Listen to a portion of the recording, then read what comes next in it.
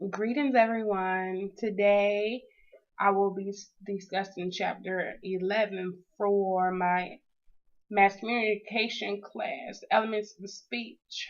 And the instructor is Dr. Robertson. All right, let's get to it. Chapter 11, Informative Speaking. The chapter first starts off with a definition, information. And the book says the information definition is factual data or circumstances. And it says create a picture for the listeners. Use careful word choices. Use careful language. Clearly state your goals to reach success. Deliver. Then it goes into information and power. Of course, whomever you're seeking the knowledge from has the power because you need that information. Distinction between informative and persuasive speaking. The main goal of an informative speech is to increase the listener's knowledge. The informative speech is meant to increase knowledge, where the persuasive speech is meant to alter attitudes or behavior. Topics for informative speeches. Then it gives you an acronym, WIIFM. What's in it for me? Consider the audience. Make the info meaningful and interesting, or correcting misleading information. Then it says, one scheme divided topics into objects, process, events, and concepts. Do not overlap these categories because I know it will make the listeners probably not listen to you, or either it will just be very messy. Prepare and develop an informative speech. Then they list two goals.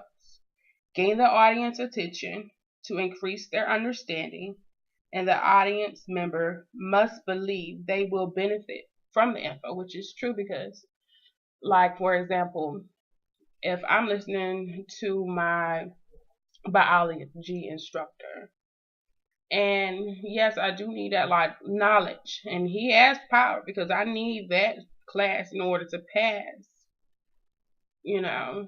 but if he is just talking vaguely about mitosis, maybe that's not interesting to me, or he should use some type of PowerPoint or some type of exciting information so that it will capture my attention. And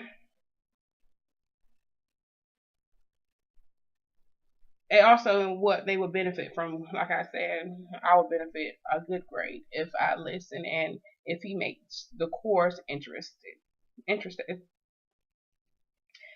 And it also says ask rhetorical questions to make listeners aware of the consequences of that failure. Create information relevance.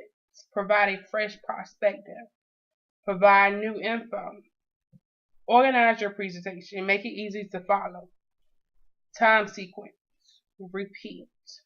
Use concrete words. Use definitions. Synonyms, antonyms. And then it goes into hints for effective informative speaking. Avoid assumptions. Don't assume anything because those first three letters in assumption. I'd rather not say it, but ASS. You'll make an ASS of yourself. That's why. That's what my mother always told me. When you assume something, you make an ASS of yourself. Anyway, evaluate in the informative speech.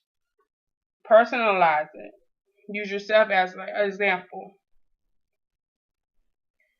Then it goes from to topics. Make a connection. You and the info. Audience and the info. You and the audience. General requirements. Time. Clarify. Source info. The purpose of relevancy.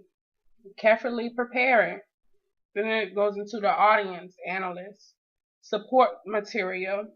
Update information and visual aids. Organization. Organize your basically your outline into the intro, body, conclusion, and it should be properly developed, Delivery. Stance and posture. Eye contact. Facial expressions. I'm just being silly. And movement.